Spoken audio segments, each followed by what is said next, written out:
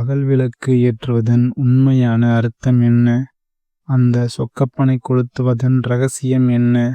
வாருங்கள், இந்த ஒளியின் அற்புத பயணத்திற்கு ஒன்றாக செல்வோம். இந்த வீடியோவின் முடிவில் உங்கள் வீட்டில் நீங்கள் ஏற்றும் ஒவ்வொரு விளக்கிற்கும் ஒரு புதிய அர்த்தம் கிடைக்கும். பூலோகத்தின் அக்னிஸ்தலம் திருவண்ணாமலை அருணாச்சலேஸ்வரர் கோவில். இங்குதான் 2268 அடி உயர மலை மீது அந்த அற்புதம் நிகழ்கிறது. இந்த தீபத்தின் பிரம்மாண்டத்தை கேட்கும் போதே மெய்சிலிர்க்கும். இதற்காகவே ஒரு தீபக்கொப்பரை மலைக்கு கொண்டு செல்லப்படும்.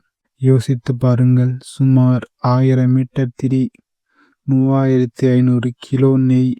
இந்த மகத்தான ஏற்பாடுகளே இதன் புனிதத்தை சொல்லிவிடும். சரியாக மாலை 6 மணி பஞ்சமூர்த்திகள் தீப மண்டபத்தில் எழுந்தருள்வார்கள். வருடத்தில் ஒரு முறை மட்டுமே இந்த காட்சி தரும். அந்த அர்த்தநாதீஸ்வரர் உற்சவ கோலம் வெளிவரும் அந்த நொடி கோவிலின் உள்ளே அகண்ட தீபம் ஏற்றப்படும். அதே வினாடியில் மலை உச்சியில் அரோகரா என்ற கோஷம் விண்ணை பிளக்க மகாதீபம் ஏற்றப்படுகிறது. அந்த இரவில் பஞ்சமூர்த்திகள் தங்க ரிஷப வாகனத்தில் வீதி உலா வரும் அற்புத காட்சியை காண பக்தர்கள் அலைகடல் என திரள்வார்கள். சரி, இந்த தீபத்தை தரிசிப்பதால் என்ன பயன்? இது வெறும் நம்பிக்கையா? இல்லை, இதற்கு பின்னால் ஒரு மிகப்பெரிய ஆன்மீக அறிவியல் இருக்கிறது. அருணாச்சல புராணம் என்ன சொல்கிறது தெரியுமா? சிவபெருமானே தன் திருவாய் மலர்ந்து அருளியதாக ஒரு பாடல் உண்டு. இந்த ஜோதி தரிசனத்தை கண்டவர்களின் பசிப்பினி விலகும், துன்பங்கள் பனி போல் விலகும். அது மட்டுமல்ல, இந்த ஜோதியை தரிசிப்பவர்களின் குலத்திலுள்ள 21 தலைமுறையினருக்கு முக்தி அளிப்பேன் என்று ஈசன் வாக்களித்துள்ளார் என்றால் இதன் மகத்துவத்தை உணர்ந்து கொள்ளுங்கள். 12 திருமறைகளின் ஒன்றான திருமந்திரத்தில் திருமூலர் சிவபெருமானை அக்னி வடிவமாகவும் அவனை ஜோதியாக காண்பதே சிறந்த வழிபாடு என்றும் போற்றுகிறார். ஜோதி வழிபாடு என்பது நம் அக இருளை நீக்கும் வழிபாடு.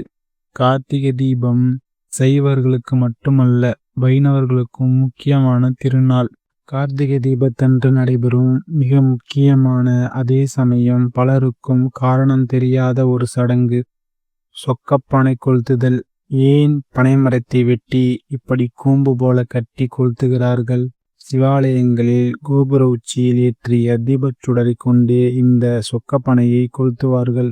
இங்கே சொக்க என்றால் தூய்மை என்று பொருள்.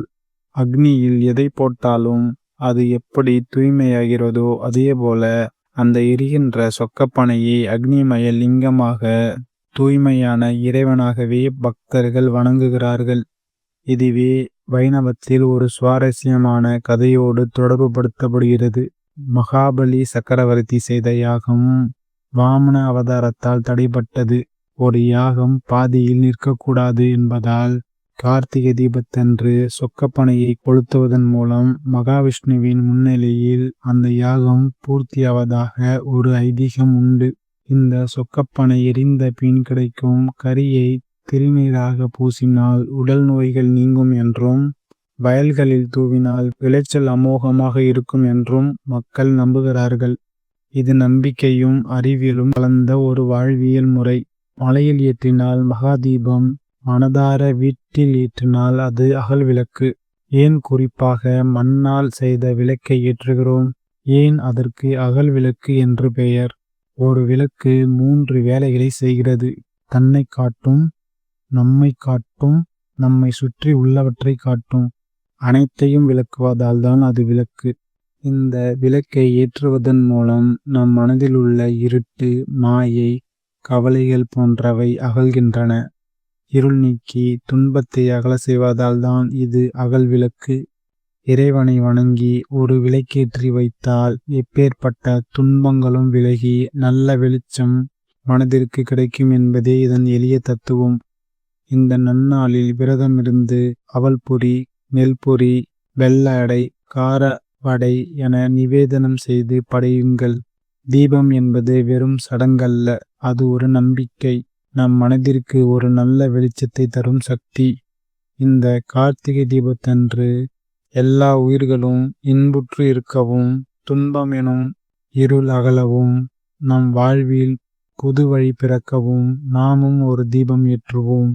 இந்த வீடியோ உங்களுக்கு பிடித்திருந்தால் மறக்காம ஒரு லைக் செய்யுங்கள். உங்கள் வீட்டில் எத்தனை விளக்கு ஏற்றுவீர்கள் என்பதை கமெண்டில் சொல்லுங்கள். அனைவருக்கும் இனிய கார்த்திகை தீப திருநாள் நல்வாழ்த்துக்கள். ஒளி பரவட்டும். வீடியோ பிடிச்சிருந்தா நம்ம சேனலை மறக்காம சப்ஸ்கிரைப் பண்ணிடுங்க.